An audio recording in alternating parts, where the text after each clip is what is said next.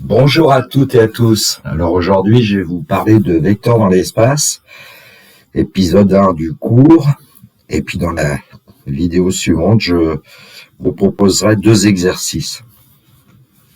Vous trouverez dans le descriptif de la vidéo un polycopié en format PDF, ainsi qu'un lien vers mon blog. Alors on m'a signalé que on avait parfois un peu de mal à trouver les documents. Quand vous êtes sur la page d'accueil, vous pouvez regarder sur la droite, il y a un petit bandeau où on voit les documents archivés du mois d'août, du mois de septembre et du mois d'octobre et éventuellement novembre. Et là, vous pouvez cliquer et vous trouverez certains documents. Ou bien, si sur la page d'accueil, vous allez tout en bas, vous verrez en fait trois icônes avec documents, articles plus anciens, accueil, articles plus récents. Il faut un petit peu jongler, quoi. C'était mieux sur le web pédagogique, mais bon, malheureusement, le site a fermé. Alors, je le dis pas à chaque vidéo, mais j'ai une pensée toute particulière pour notamment les élèves de terminale qui, pour des raisons diverses et variées, peuvent être déscolarisés. Le but de ces vidéos, c'est de leur montrer un peu ce qu'on fait en terminale. Voilà. Alors pour commencer, une petite introduction que je faisais d'ailleurs à une époque en classe de seconde. Alors P est un plan de l'espace. Alors je disais aux élèves d'imaginer le plan de la table, de leur table. Les points A, B, C appartiennent au plan P. Alors ils pouvaient essayer de mettre des petits objets sur leur table, éventuellement comme des billes, mais bon, les billes ça a tendance à rouler. Et on considère que les points A, B, C ne sont pas alignés, vous voyez la figure en même temps. Alors j'appelle D1 la droite AB, et puis j'appelle D2 la droite parallèle à la droite D1, passant par le point C. Voilà une figure.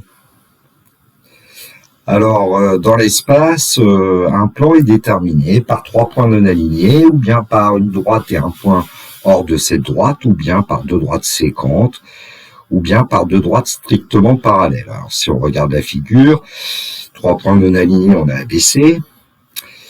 Une droite et un point hors de cette droite, on peut prendre la droite D1 et puis le point C. 2 droites séquentes, on peut prendre les droites AB et AC par exemple. Ou 2 droites strictement parallèles, on peut prendre les droites D1 et D2. Deuxièmement, on dit que des droites sont coplanaires si ces droites sont situées dans un même plan, ce qui fait que les droites de la figure D1 et D2 sont bien coplanaires. Elles sont strictement parallèles, mais elles sont coplanaires. On dit que des points sont coplanaires si ces points sont situés dans un même plan, donc sur la figure, les points ABC sont coplanaires.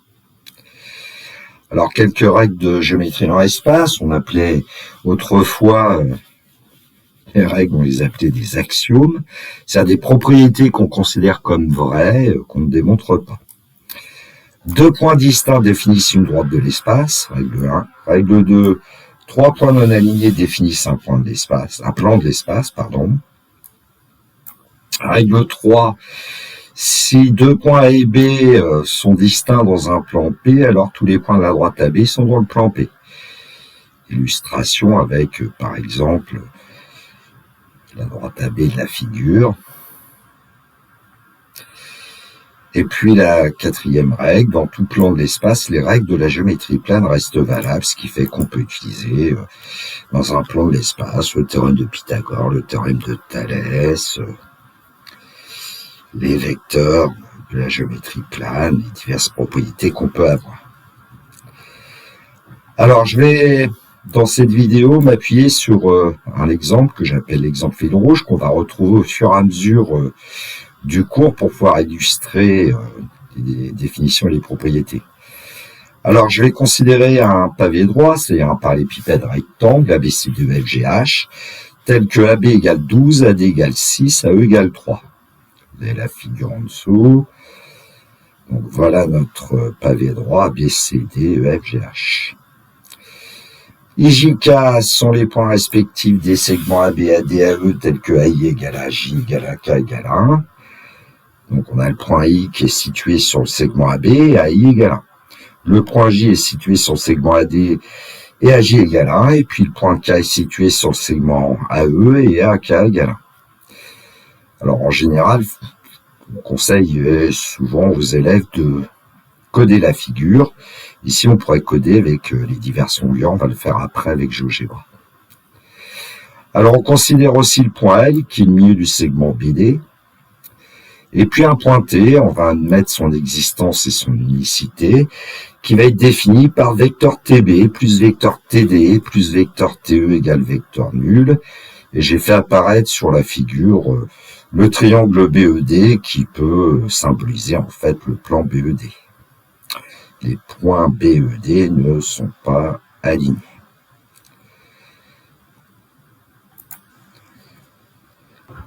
Alors voici la figure que je vous propose, que j'ai réalisée avec le logiciel GeoGebra. J'ai caché la fenêtre algèbre pour que vous voyez trop de choses. Alors on dit dans l'énoncé qu'on s'intéresse notamment à la distance AB. Alors est-ce que je vais pouvoir travailler avec le segment AB? Oui. Propriété. Et puis on va lui demander d'afficher une étiquette qui est la valeur du segment. Et ici, on vérifie bien qu'on a 12. Alors, on va pas le faire sur toutes les arêtes de la figure qui ont pour longueur 12. Il y en a un certain nombre. Il y a aussi EF, il y a aussi CD, il y a aussi GH. On va aller chercher, par exemple, la longueur AD. Je crois que c'est celle dont on parle dans l'énoncé. Donc, même chose, on va afficher la valeur. Alors parfois, il faut cliquer plusieurs fois dessus parce qu'il ne prend pas forcément la rubrique qu'on veut. Et puis le segment AE.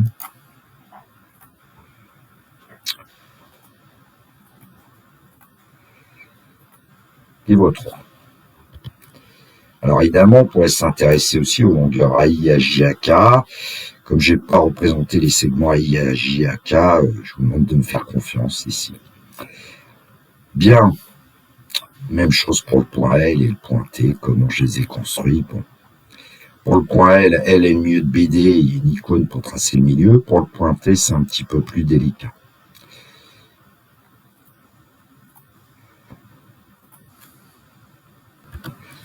Alors, paragraphe 1, vecteur de l'espace. Une définition, la notion de vecteur vu en géométrie plane est étendue en géométrie spatiale. À tout couple AB de points de l'espace, on va associer le vecteur AB.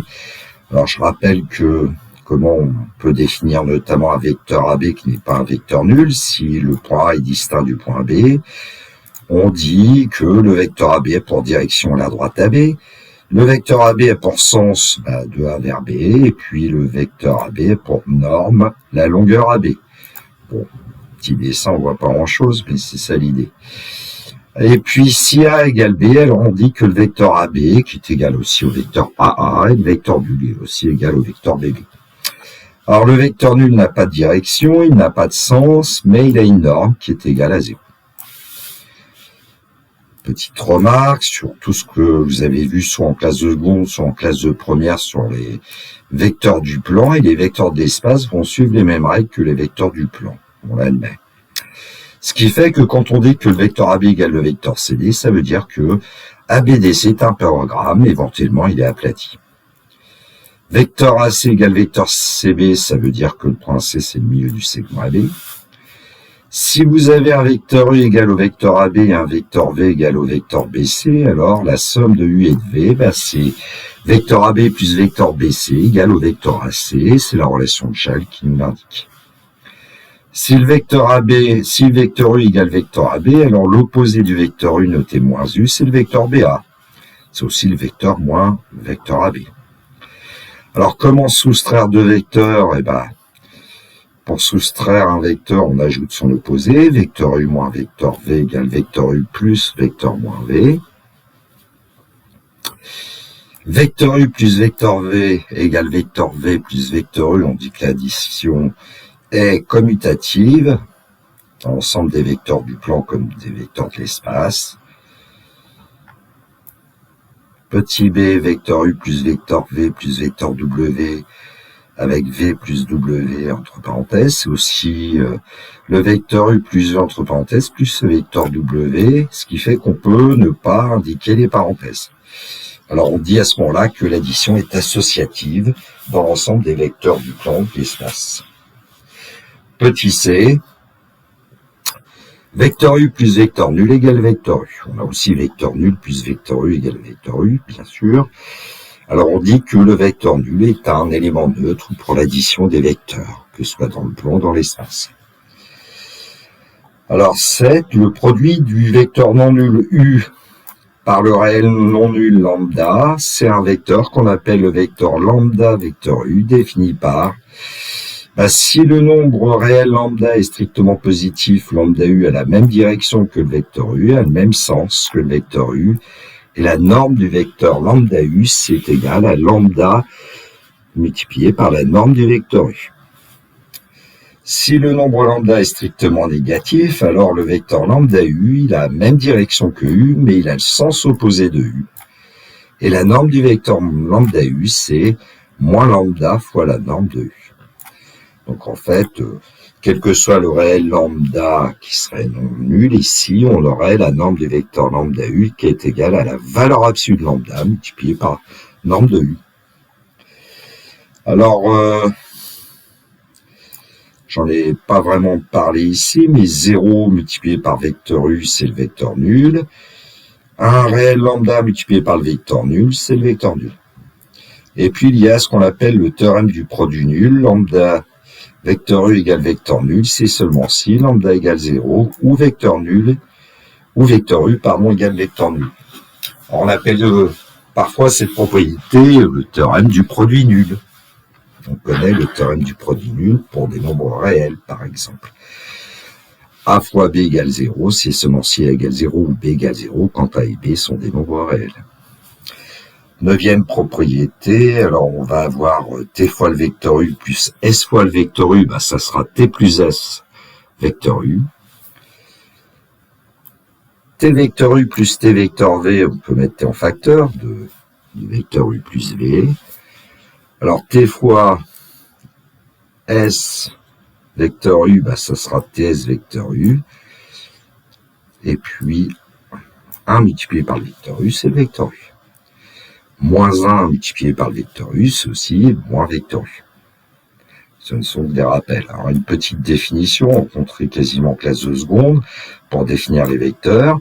La translation de vecteur U, c'est la transformation qui a un point M, va associer un point N, tel que le vecteur Mn est égal au vecteur U. Alors, un exemple tout de suite avec le fil rouge, donner l'image du point E par la translation de vecteur AC. Reprenons GeoGebra et puis on va construire le vecteur AC. Alors, l'icône vecteur A vers C. Voilà, c'est aussi simple que ça, a priori, pour construire un vecteur avec le logiciel GeoGebra. Et puis, on aimerait bien avoir le translaté du point E par la translation de vecteur AC. Alors, il y a parfois des moyens pour translater. Ici, un icône de translation. Alors, on veut translater le point E grâce au vecteur AC. Et on voit un point qui s'est placé sur la figure, c'est le point E'. En fait, le point E' est confondu avec le point G. Alors, comme on le sait, parce que le vecteur EG, en fait, il est égal au vecteur AC. Ce serait pas trop dur de le démontrer, d'ailleurs. Il suffirait de dire que le vecteur AB, c'est le vecteur AC, c'est vecteur AB plus vecteur BC. Le vecteur EG, c'est vecteur EF plus vecteur FG, grâce à la relation de Chasles. Et puis les vecteurs AB et EF sont égaux, les vecteurs FG et BC sont égaux, donc les vecteurs AC et EG sont égaux. Alors avec GeoGebra, on peut aussi créer ce qu'on appelle la vue d'un plan. Alors il faut créer ce plan. Alors je vais créer le plan qui contient les points ACE. Allons-y, il y a un icône pour cela. Tout en haut, plan passant par 3 points, plan passant par 3 points. Donc j'ai ouvert la fenêtre algèbre pour qu'on voit qu'il y a le point A qu'on va choisir, qu'on pourrait choisir sur la figure, mais on peut le choisir aussi dans la fenêtre algèbre, le point C et le point E. Et là, on a construit un plan qui s'est un peu dessiné. Alors bon, en fait, il s'appelle P1 dans la fenêtre. Je ne vais pas forcément l'afficher, mais quand on clique sur ce plan et qu'on dit qu'on veut créer une vue 2D du plan en question, il y a une vue qui va apparaître. Alors, parfois, il y a des modifications à faire. Il faut un petit peu bouger la figure, zoomer, par exemple, grâce à la molette de la souris, déplacer un peu le graphique. On va bouger cette... voilà, un peu. Faut pianoter. Alors ici, il y a des points qui apparaissent. C'est pas forcément ceux qui m'intéressent, puisque ce qui m'intéresse surtout, c'est voilà le point A, le point C, le point E, et puis visiblement ici le vecteur AC égale le vecteur EG. On a tout fait pour, et puis on avait ce fameux point E', qui était l'image du point E par la translation de vecteur AC, qui est confondu avec le point G. Bon, ici, on voit aussi qu'apparemment, les points T et L appartiennent aussi à ce plan ACE. Alors, paragraphe 2, combinaison linéaire de vecteurs et vecteurs collinaires. Alors, ça peut faire un petit peu peur, le mot de combinaison linéaire de vecteurs. Vous allez voir que c'est assez simple, si vous ne l'avez pas encore rencontré. Définition, premièrement, on dit que le vecteur U est combinaison linéaire des vecteurs I et J s'il existe des réels A et B tels que le vecteur U s'écrive A vecteur I plus B vecteur J. Bon. Alors on dit aussi que le vecteur U est combinaison linéaire des vecteurs IJK s'il existe des réels A, B, C tels que vecteur U égale A vecteur I plus B vecteur J plus C vecteur K. Exemple fil rouge, on va nous demander d'exprimer le vecteur AG comme combinaison linéaire des vecteurs AB, AD et AE. Alors reprenons GeoGebra et on s'intéresse au vecteur AG. Alors, on va par exemple le représenter, on part du point A et on arrive au point G. Alors comment est-ce qu'on peut procéder pour exprimer le vecteur AG en fonction des vecteurs AB, AD, AE, comme c'était indiqué? On peut se dire déjà, on va commencer par se positionner au point A et puis se diriger vers le point G, déjà avec le vecteur AB. Traçons le vecteur AB.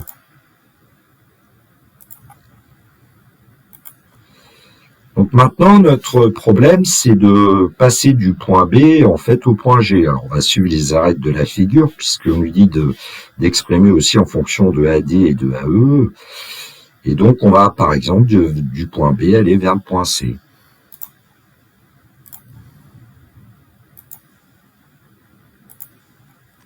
Et une fois qu'on arrive au point C, on peut se dire que pour rejoindre le point G, il suffit de faire se déplacer de C vers G. Donc on a fait apparaître en fait ici 3 vecteurs. Alors, je vais essayer de les modifier un peu pour qu'ils soient un petit peu plus visibles. Donc le vecteur AB a été nommé petit u par GeoGebra, le vecteur BC petit v, le vecteur CG petit w. J'ai mis un peu de couleur pour qu'on voit un petit peu mieux les 3 vecteurs U, V, W. Et en fait, grâce à la relation Schall, le vecteur AG, c'est le vecteur AB plus le vecteur BC plus le vecteur CG. Alors, on demandait une expression de AG en fonction de AB, de AD et de AE. Et donc, on va tout simplement dire que le vecteur BC, c'est aussi le vecteur AD.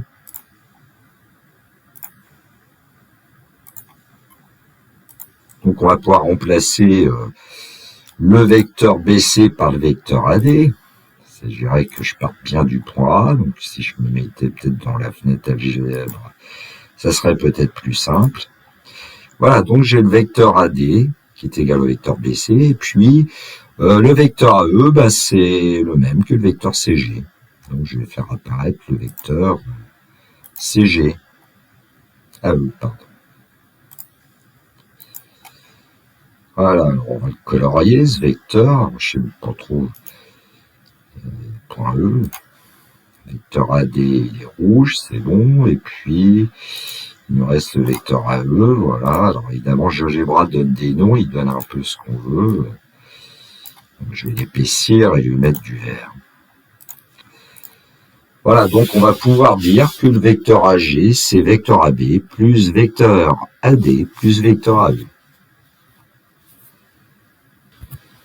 Prenons vecteur AG égale vecteur AB plus vecteur BC plus vecteur CG. Donc le vecteur AG, c'est le vecteur AB plus vecteur AD plus vecteur AE. Deuxièmement, exprimer le vecteur AG comme combinaison linéaire des vecteurs AI, AJ, AK. Alors en reprenant ce qu'on vient de voir pour le vecteur AG, vecteur AB plus vecteur AD plus vecteur AE, en fait, on va pouvoir dire remplacer le vecteur AB par 12 fois le vecteur AI, puisque les vecteurs AB et AI sont collinaires même sens, et que la longueur de AB c'est 12, alors que la longueur de AI c'est 1. On va pouvoir remplacer le vecteur AD par 6 fois le vecteur AJ, et puis on va pouvoir remplacer le vecteur AE par 3 fois le vecteur AK. Ce qui fait qu'on aura le vecteur AG qui est égal à 12 fois le vecteur AI plus 6 fois le vecteur AJ plus 3 fois le vecteur AK. On va utiliser GeoGebra. Définition, les vecteurs U et V sont collinaires si et seulement s'il existe un réel A tel que vecteur V égale A vecteur U ou s'il existe un réel B tel que vecteur U égale B vecteur V. En fait, deux vecteurs sont collinaires, c'est seulement s'il y en a un qui est multiple de l'autre. Alors pourquoi on a besoin de dire V égale A vecteur U ou U égale B vecteur V? C'est un peu à cause du vecteur nul. Je ne vais pas trop insister là-dessus parce que le vecteur nul, lui, il a un avantage. C'est qu'il est collinaire à tout vecteur U, car le vecteur nul, c'est 0 fois le vecteur U. Et puis, quand le vecteur U n'est pas le vecteur nul, on va pouvoir dire qu'un vecteur V est collinaire au vecteur U qui n'est pas le vecteur nul, c'est seulement s'il existe un réel que j'ai appelé lambda, tel que V égale lambda vecteur U.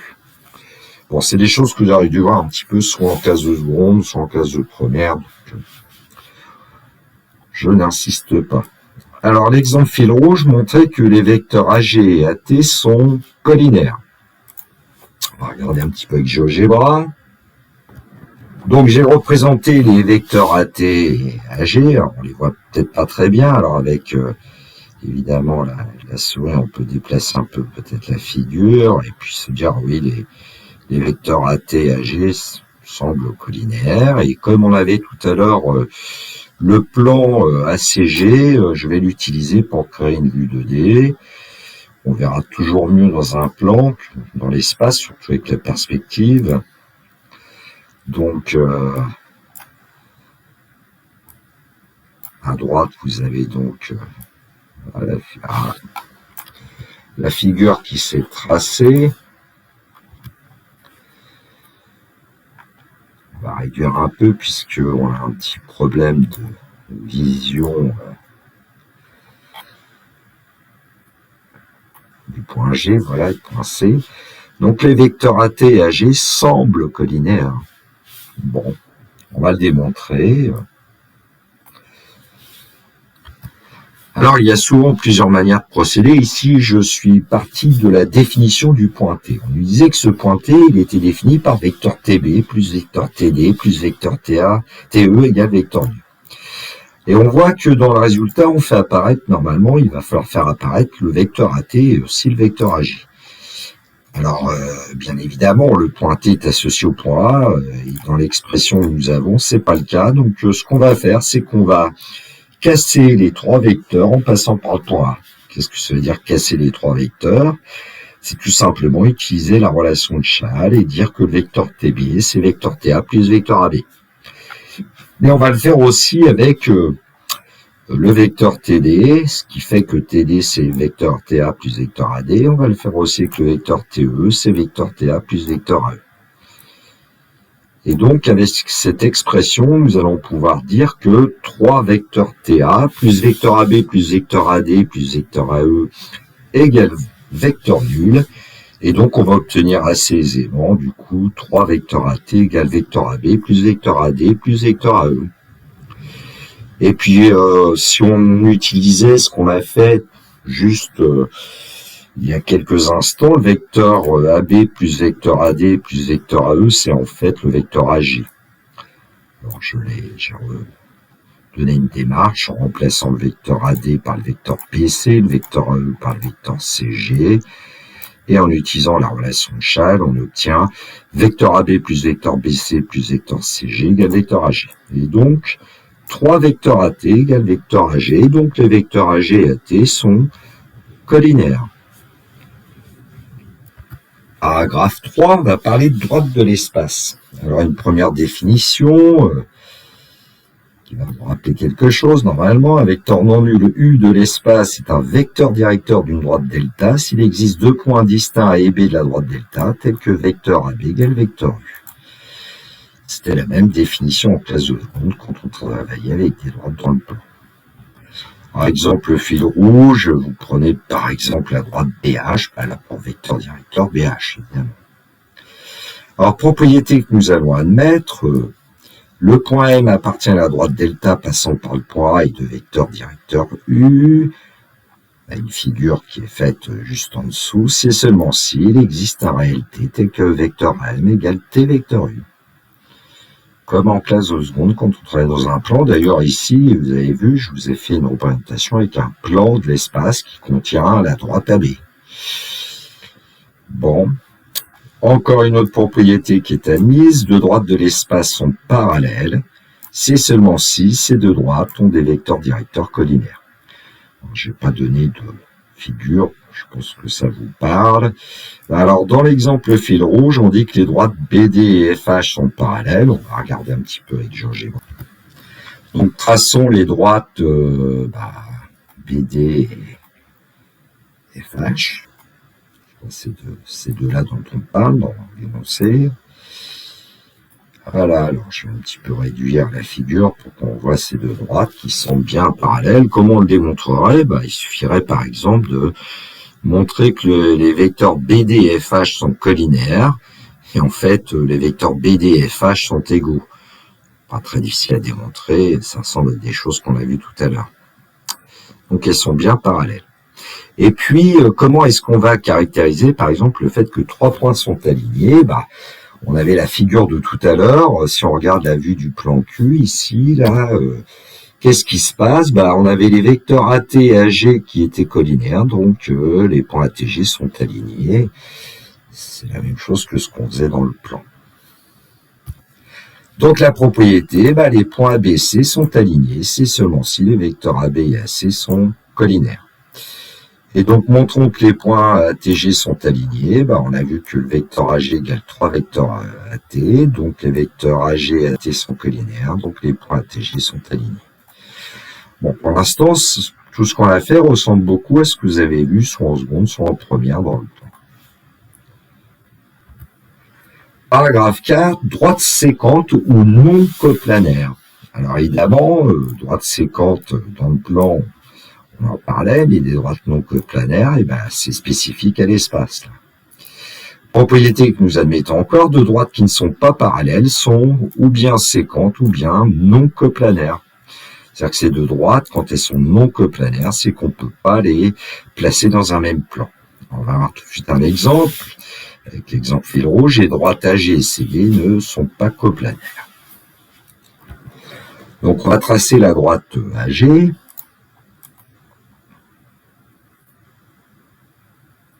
Et la droite CD. Alors en bougeant un petit peu la figure, voilà, on se dit tiens, ces deux droites, sont pas parallèles, et puis elles n'ont pas l'air de se couper. Là on pourrait croire. Bon, alors comment est-ce qu'on va voir que les droites AG et CD ne sont pas coplanaires? Eh bien, en général, voilà une tactique, on cherche un plan qui contient 3 des 4 points dont on parle. Alors, je vais prendre par exemple le plan ACD. C'est un peu le plan du sol. Voilà. Et puis, si les droites AG et CD étaient coplanaires, elles seraient situées dans un même plan. Donc, notamment la droite AG serait située dans ce plan-là. Sauf que le point G n'appartient pas au plan ACD. Donc, ça n'est pas possible que la droite AG appartienne au plan ACD. Donc, on en déduit que les droites AG et CD ne sont pas coplanaires. Autre exemple, nous allons montrer que les droites AG et EL sont séquentes et elles vont être séquentes au point qu'on a appelé T. Alors avec GeoGebra, donc la droite AG est tracée, donc on va tracer aussi la droite EL et puis je vais replacer le triangle BED pour qu'on voit un peu mieux cette figure. Voilà. Et donc la droite EL.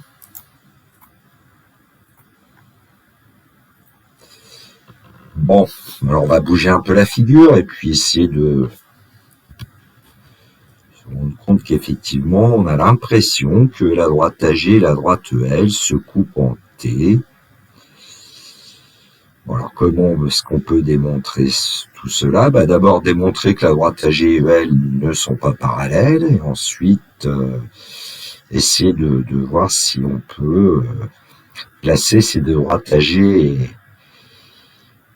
et EL dans un même plan. Alors, il me semble que le plan qu'on pourrait considérer, c'est le plan ACG, puisque A et G sont dans ce plan, et si on prend le point C, le point E sera aussi dans ce plan, et donc on verra mieux. Donc, on va recréer ce plan ACG. Donc, sur la figure de droite, vue du plan ACG, voilà, on a le sentiment quand même que les droites AG et EL sont séquentes et qu'elles sont séquentes en T. Alors on va essayer de le démontrer. Donc on considère le fameux plan ACG. Alors le vecteur AE, on sait qu'il est égal au vecteur CG, et donc le point E appartient bien à ce plan ACG. ABCD, on sait que c'est un rectangle, donc un parallélogramme, et le point L, c'est le milieu du segment BD, donc on va avoir automatiquement le point L qui va être le milieu du segment AC. Donc là, j'ai extrait une figure plane de la situation dans laquelle nous étions, dans l'exemple fil rouge, et puis, comme le point L appartient au milieu du segment AC, forcément, le point L va appartenir au plan ACG, ce qui fait que nos points A, C, G, E sont bien situés dans un même plan, avec ainsi que le point L, et le point K aussi d'ailleurs, et puis, on va essayer de démontrer qu'effectivement, les droites AG et EL sont séquentes en T. Alors, la première chose qu'on peut remarquer, c'est qu'on peut se dire, tiens, on pourrait quasiment créer, c'est ce qu'on va faire après, un repère avec A comme origine, par exemple, le vecteur AC, le vecteur AE, puisqu'ils ne sont pas collinaires, et on va travailler dans un plan. Et donc, tous les théorèmes de la géométrie plane sont vrais dans un plan. Alors, on va exprimer en fait le vecteur AG en fonction des vecteurs ACE. Alors ça, c'est assez facile puisque le vecteur AG, c'est d'après la relation de Chasles, vecteur AC plus vecteur CG. Et donc égal au vecteur AC plus vecteur AE. Passons au vecteur EL qui nous intéresse. Le vecteur EL, c'est d'après la relation de Chasles, vecteur EA plus vecteur AL. Alors le vecteur EA, c'est moins vecteur AE que j'ai placé en seconde position pour avoir toujours le vecteur AE en deuxième position et les vecteurs AC en première. Et le vecteur AL, puisque L est le milieu du segment AC, c'est un demi du vecteur AC. Et donc on va munir le plan ACG du repère A, vecteur AC, vecteur AE. Et on a ainsi les coordonnées du vecteur AG. Le vecteur AG dans ce repère, c'est 1, 1. Ici, il y a deux coordonnées, on travaille dans un plan. Et puis le vecteur EL, d'après ce qu'on a trouvé, le vecteur EL, c'est un demi du vecteur AC moins vecteur AE, de ses coordonnées, c'est un demi moins 1. Alors on pourrait procéder de différentes façons pour voir que les vecteurs AG et AE ne sont pas collinaires, et du coup les droites AG et EL sont séquentes, en tout cas ne sont pas parallèles, donc séquentes dans un plan. Alors j'ai utilisé ici le déterminant des vecteurs AG et EL. Alors le déterminant, c'est l'abscisse du premier vecteur multiplié par l'ordonnée du deuxième, 1 multiplié par moins 1, moins l'ordonnée du premier vecteur multiplié par l'abscisse du deuxième vecteur. Donc moins 1 multiplié par 1,5. Ça vous fait des rappels de géométrie plane. Et 1 moins 1 moins 1 demi, ça nous donne moins 3,5. Donc le déterminant des deux vecteurs n'est pas égal à 0, donc les vecteurs AG et EL ne sont pas collinaires, donc les droites AG et EL sont séquentes dans le plan ACG évidemment et donc dans l'espace. Alors pour montrer que ces droites vont se couper au point T, eh bien je vais reprendre la définition du point T, vecteur TB plus vecteur TD plus vecteur TE est égal au vecteur nul. Et en fait, quand on a vecteur TB plus vecteur TD, sachant que L est le milieu du segment BD, on peut le montrer assez aisément que c'est égal à 2 fois le vecteur TL. Alors il suffirait, je n'ai pas fait de détails parce que j'avais plus beaucoup de place, mais de dire que TB c'est TL plus LB, TD c'est TL plus LD, et le vecteur LB plus le vecteur LD vaut le vecteur nul, puisque le point L est milieu de BD. Je vous laisse le faire comme entraînement. Et donc on obtient 2 vecteurs TL plus vecteur TE égale vecteur nul. Ce qui veut dire que, par exemple, le vecteur TE, c'est moins 2 fois le vecteur TL, donc les vecteurs TE et TL sont collinaires, et donc le point T appartient à la droite EL. Le point T appartient aux droites AG et EL, donc les droites AG et EL sont séquentes en T. Voilà, cette vidéo est terminée pour moi. Nous sommes le 7 décembre 2024. Il est 20h07, l'heure de mon ordinateur. Il me reste à vous souhaiter une bonne soirée ou une belle journée si vous voyez cette vidéo plus tôt. Surtout, prenez bien soin de vous et puis que la force soit avec tous ceux qui étudient. Il me reste à vous dire le classique. Au revoir.